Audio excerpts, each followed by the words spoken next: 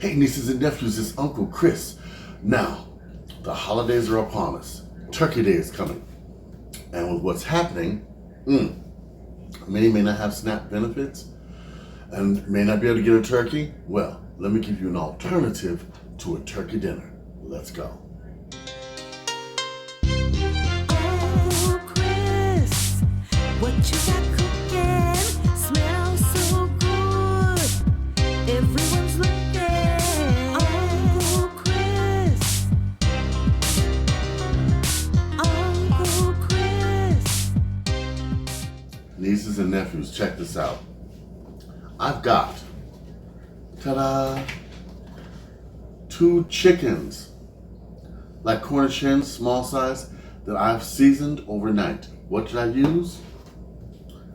My salt-free seasoning. Some garlic powder. Some onion powder. And some red pepper flakes. You don't have to do that. Now, I'm going to put them into this Pyrex dish here. You don't have to have a turkey to have a wonderful Thanksgiving dinner. And I'm going to show you how we're going to take a few simple bowls and plates and make a great presentation. All right. As you see, I have put my 2 lovely ladies, or gents, I'm not sure, into the Pyrex dish. I'm gonna turn on some water.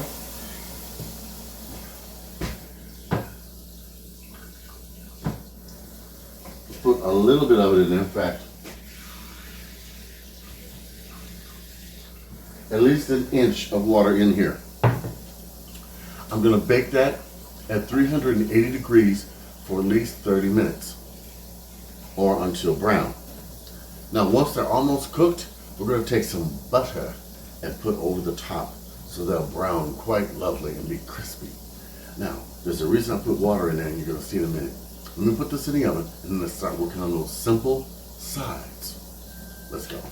Nieces and nephews, I decided to butter them right now because you could do it before or you could do it midway through. But I'm thinking midway through might be a little more difficult.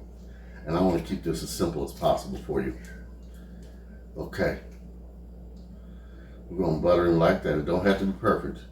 You just want it to melt over him and get that brown going. Okay? All right. Now, let's put him in the oven at 308 degrees for 30 minutes. All right. You see these little cabbages I got from the food pantry? I'm going to chop them up and cook them. Why am I using cabbage? Because 1, it tastes good, it's easy to season, and it cooks quick. Aha. I'm also going to use some bacon to season it. So, I'm just going to give these a rough chop and put them in a pot.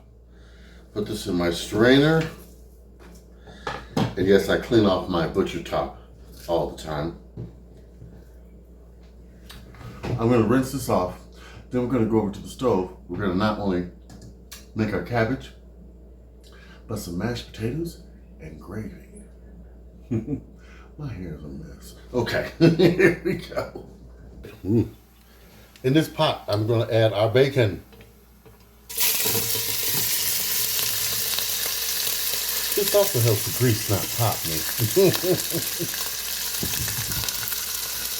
I'm going to stir this around to infuse the flavor in the pot. That's just a little cabbage, don't worry about it.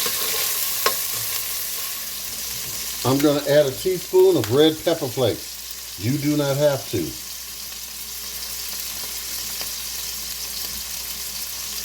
Just going to season our oil. Slowly adding your cabbage. Be very careful.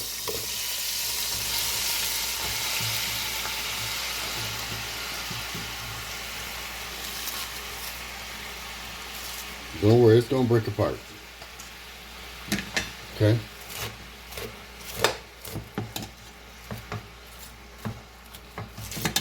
I'm gonna turn the fire up a little bit.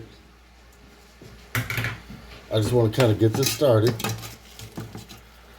Okay. And that oil and bacon.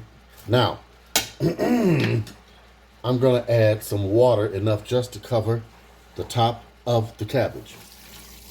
You can also use chicken stock or chicken bouillon in your water. I've got 2 big cloves of garlic I am sprinkling in as well.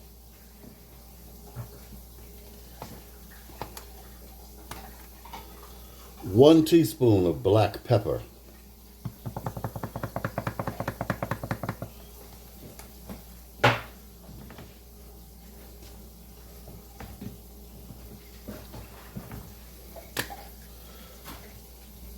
One teaspoon garlic powder.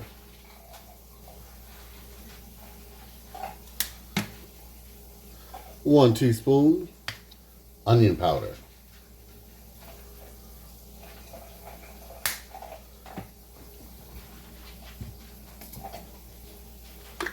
One teaspoon salt-free seasoning. That side was too slow.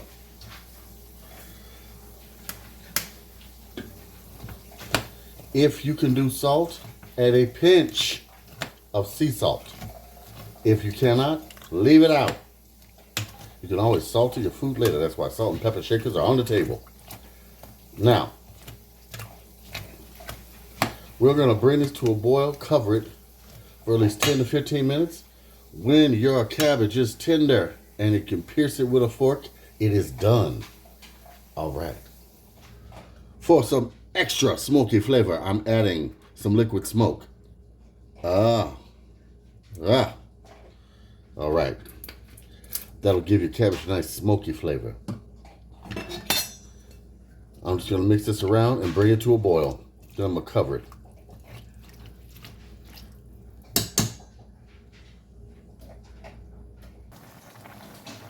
Now that our cabbage is boiling, I'm going to put a top on this and cook it for at least 10 to 15 minutes. Oh, yeah. Ooh, look at that. Our chickens are done. So we're going to take them out, and I'm going to take the oil out of there, and we're going to do something really cool with it. I'm taking the oil off these birds and putting it in the skillet because we're going to make some gravy. All right.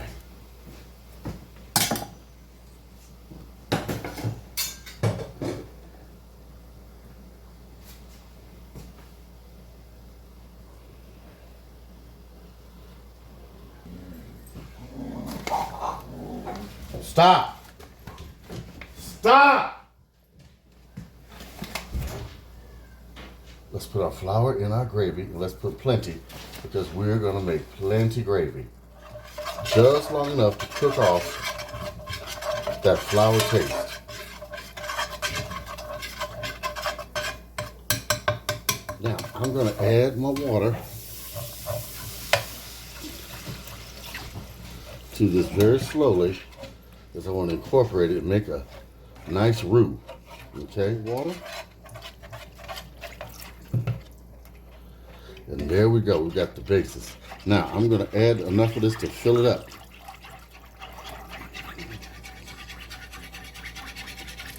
Now, we're going to repeat our spices.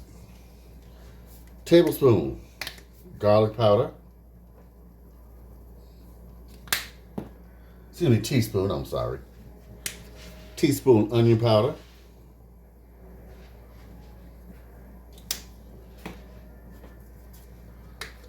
Salt-free seasoning, teaspoon.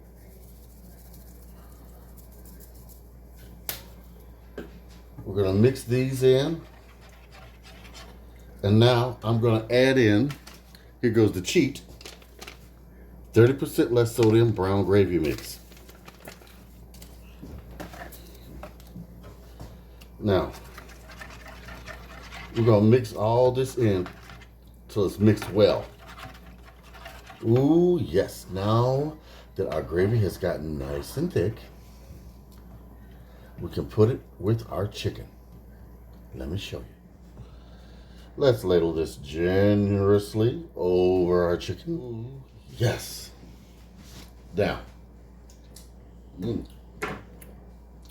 Not only this going to look nice, but it's going to make give a nice taste to the chicken and kind of glaze that top. Let's put it in the oven for another 5 minutes, 5 or 7 minutes. Yeah. While our chicken is in there, we're going to put in half a stick of butter. And we're going to melt it down. Our butter is almost completely melted, so what we're going to do now, we're going to slowly add in our milk.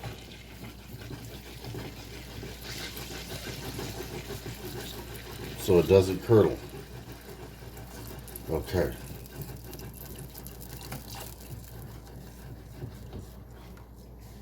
There we go. Now, we're going to heat this up. We're going to bring it to a simmer, not a boil, to make it taste a little even better, more holiday-ish. Ooh, wrong one. I'm going to put in some onion powder. Potatoes and onions go together. Yes, I put a lot. Now, we're going to mix this up and put in our instant mashed potatoes. Okay, let me turn this fire down. Now that I got that stuff hot, I didn't mean to boil it. I got to turn this around. If you do this right, no one will ever know that these are instant mashed potatoes. So don't say nothing. Let me add some more. You can always add some more liquid to it.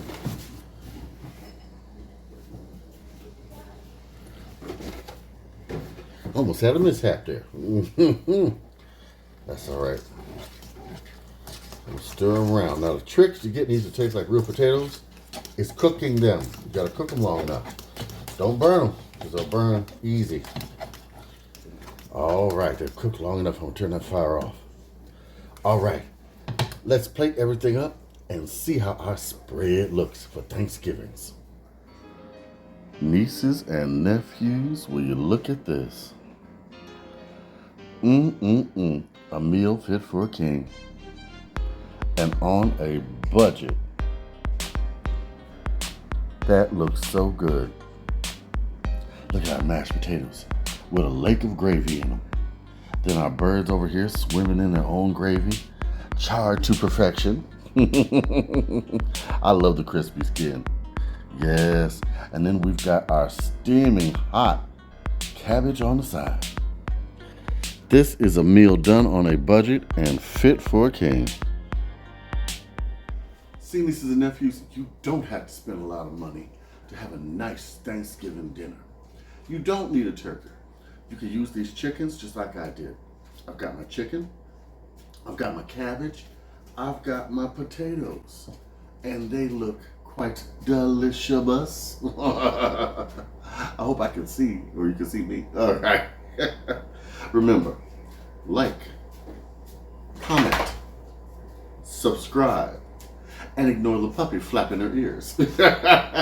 Write to me, Uncle Chris, the Food Pantry Chef at gmail.com. Yes, let me know if you need some food. Let me know if you need some more ideas. And yes, we are going to be doing more collaborations. This is with Simply Meals. We're doing all kinds of alternatives to Thanksgiving and Christmas dinners. So no snap? No problem. Always remember something. Never put your eggs in one basket. Depend on yourself. Okay? Find other ways to make it happen. Okay? You can do that. I know you can do that. We talked about that. All right. We're going to chow down on tonight's dinner. And I want you to write to me now. Don't forget. Uncle Chris, the Food Pantry Chef at gmail.com. Don't forget that. Send me your Christmas pics, your Thanksgiving pics. And nobody sent me no spooky kitchen pics. What's going on? All right. Big love. Till next time. Bye-bye. Uncle Chris, what you got cooking?